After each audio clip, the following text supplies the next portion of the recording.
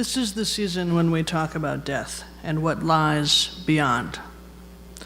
People who practice earth-based spirituality have for millennia observed this time of year as being related to death, harvest, and a time to take stock before buttoning up for a period of winter dormancy.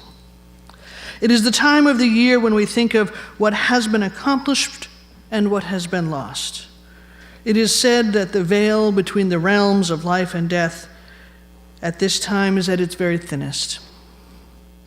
Legends tell us that this is the time when we are able to communicate with our dear departed one last time before they move into eternity and beyond our reach. Those are the narratives that are popular truths for this time and age, but after hearing about the complex history of Días de los Muertos, I am inclined to wonder if this is an accurate telling or not. I am also inclined to wonder if it matters. People and cultures create the narratives and the myths that they need to make meaning out of their lives and to meet the needs of their communities. Yes, history is important and ought to be recorded accurately, but I think we need not be so wedded to judging which stories and legends are accurate or true or culturally pure. Let's just consider that systems do what they need to do in order to survive and thrive. Legends and myths emerge and disappear as inspiration is needed or as truth needs to be erased. It is not a value-neutral process, this cultural evolution. I'm going to invite you to do a little bit of a guided meditation. Just bear with me.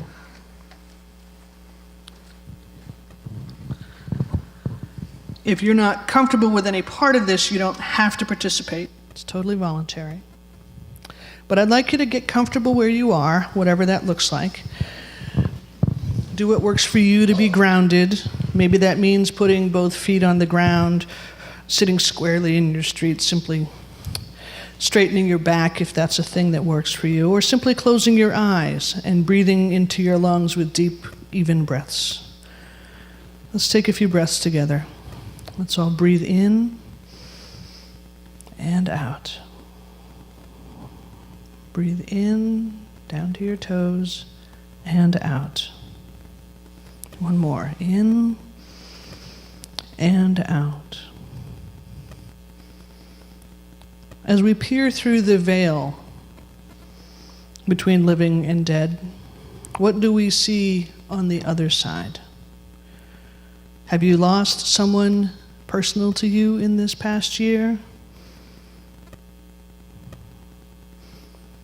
You were invited to bring photos and mementos to place on our shared altar today. If you brought one or if you didn't, I want you to share of the people that they represent and what they mean in your life. Did you lose a parent in the past year? Or maybe a grandparent? Or a child? Can you see that person in your mind's eye? Can you hear their voice? Can you imagine the way they pick up a glass or how they look at you when you were talking? What would you say to them today if you had the chance? What message would you send to the other side of the veil?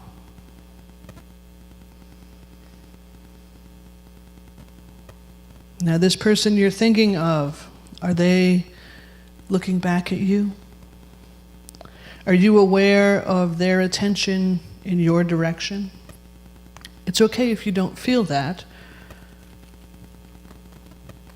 This experience is as individual as the people who engage in it.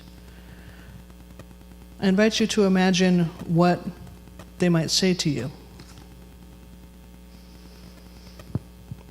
What is it you think they'd most want you to hear? Or perhaps what is it that you most need to hear from them? I'm going to let you sit with these images and ideas for a moment. Let them play out if you can, and if it is a safe exercise to do that. If it is not a safe exercise, you can simply look at me now and know that I'm here with you and that I'm not going to hurt you or let you be hurt this morning. But let's spend some quiet time for a moment and feel what comes up.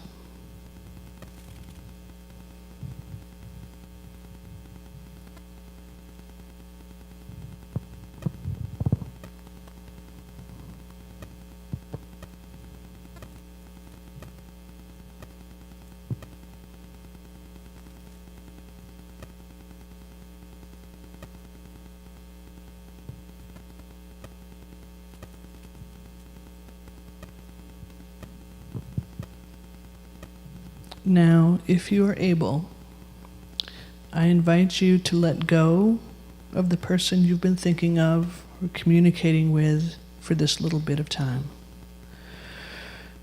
This is a season of remembrance and of letting go. This is when we say our goodbyes to the ones we've lost and let them go on to whatever is next for them, so that we can go on to whatever is next for us. Take a moment and say goodbye to that person. Remember that you will always carry their memory with you, but for today, let's let their energy, their soul, whatever essence there was about them that made them unique, let's let that go and say goodbye.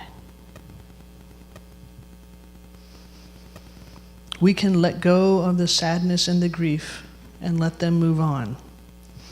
We can remember the joy and let go of the sadness. If that essence, if that personhood was painful for you to experience, you can let that pain go now too. Grief is complex. Not everyone who dies will be missed universally by all. If someone has died this year that caused you pain, it is okay to let them go with a blessing of gratitude that they are now in a place beyond reach. Let's take another moment of silence to engage in the letting go.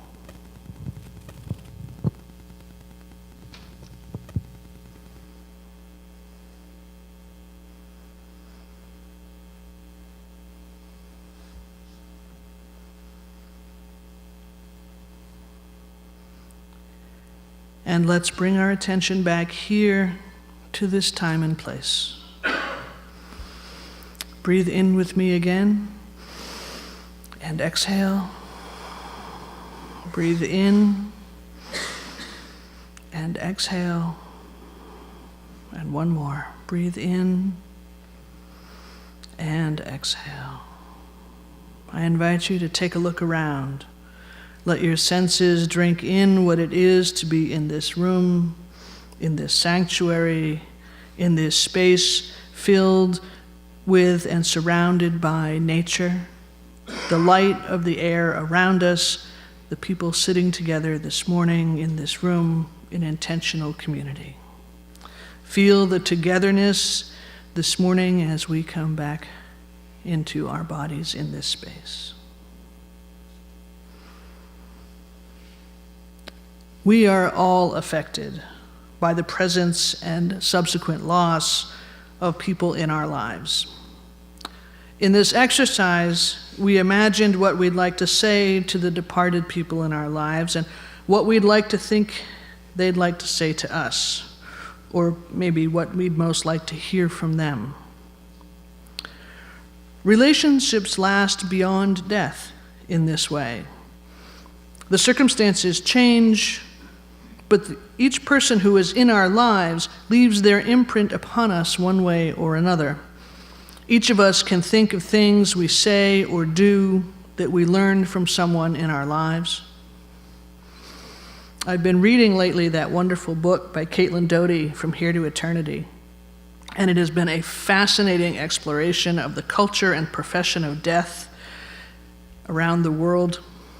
Here in America, as in much of the West, death has moved from an intimate act performed by beloved women who wash and prepare a body for its next step to a sterile, technical, impersonal, and expensive task performed by highly educated men who, likely as not, have no relationship with the departed beyond being the guy hired to make him look good in his overpriced casket. Dodie is a mortician in Los Angeles, where she has her own funeral parlor and crematory. She specializes in providing what industry insiders call alternative services for people who have lost a loved one. Her schedule is busy and her services, alternative or not, are in demand. Americans, perhaps more so Angelenos, have begun to demand a more connected relationship with our own mortality. The pendulum is beginning to swing back in the direction of practices that are more personal, intimate, and organic.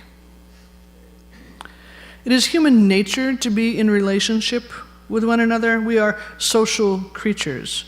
We live in communities and in communities of communities. Each of us knows hundreds, if not thousands, of people. In our modern age of the internet, our relationships stretch beyond our ability to travel, allowing us to befriend people we may never meet in person on the other side of the planet. So how do we memorialize people when they die in light of this global electronic culture? Friends and family who live close by can visit places that have shared memories of an experience of the departed and feel that connection. People who are famous, public figures, leave their mark on society and are remembered for what it is that they did or created. Consider Steve Jobs, Maureen O'Hara, Keith Haring, Maya Angelou, Malcolm X. We can have relationships with those personalities that live on after their lives have gone. But that brings up this. As we look through the veil this week, I wonder, have we let them go, truly? Or do we continue to experience them, or our relationship with them, or their works, for years to come? Not all of us can write like Maya Angelou or organize like Malcolm X, or make computers or art that will cause the world to remember us for decades after we're gone. For those of us who will not be remembered like a movie star or a political figure, what is it that we want to leave for those who gaze through the veil of a late October night, wishing us peace on our journey? What would we say to those we leave behind? What would we choose to leave them for treasure? My aunt is in the stage of her life where she is beginning to reduce the amount of stuff in her house. This is a mixed blessing. She has spent a lifetime accumulating things. And as she looks around her, she finds that she'd like to give her things to people while she's alive and can see their joy, rather than wait until she's gone. Good for her. I don't need the Hummels. They're lovely, but no. They're her things, and she should be happy to give them to whom, she should be able to give them to whomever she pleases to make herself happy. That's how that works. Good for her. I have been blessed to be the recipient lately of some of these gifts and have begun furnishing my new home here with some antique treasures from her collection. She is happy to have less stuff, and I am thrilled to have beautiful pieces filled with memories, and she's glad to see my joy. Our family legacy lives on in the bits and bobs that get passed down from one to the next. A congregation is like a family. A little more complex, maybe, depending on the family. In my first few months here, I've been having conversations with some members of the finance committee and some folks at the UUA at the national level about such complicated things as sustainability and endowments and legacy stuff and the like. The Finance Committee is at a wonderful stage in the congregation's development where they can begin to shift their attention from the all-encompassing effort of paying off the mortgage. Like, we can see the end of that. That will happen, okay? To the place now where they can begin to plan for the future. And by the future, I mean not just when we burn the mortgage, but decades more down the road. What do we want this congregation to look like? What do we want our reach to be? At nearly 20 years old, this congregation is at a place where members are beginning to think about legacy giving, writing the church into their will. And the Finance Committee is doing all of the things necessary to create the vehicles and infrastructure to provide a place for that to happen. I have a friend and colleague at the UUA, Reverend Laura Randall, who will come visit to talk about legacy giving sometime after the first of the new year. You'll like her. She's a delightful person. There are many ways we can remember people we care about. And there are many ways we can leave our caring in a lasting way after we're gone. If you're interested in talking about legacy giving and such things, I believe John C. Wright will be available. I'm going to put you on the spot after the service to answer some questions. They're starting up that process, and it's a fascinating thing. And it's more accessible than a lot of people realize. Sometimes when I talk with people who are dying, the things that they say are, aside from, I've never heard anyone say, I wish I'd done more work. I want my family to know I love them. I want them to be okay. I wish I could provide for them after I'm gone. Who's going to take care of them? Those are very human emotions. And that's part of what this process is about. And legacy things merit consideration today, this week, as we gaze through the veil. We let go of those who have left us, and we consider our own journey toward mortality. How do we want to be remembered? Do we want people to remember us as kind, as funny, compassionate, powerful, tragic, romantic? Do we want monuments built in our memory, or scholarships that bear our name, a library or a wing of the library?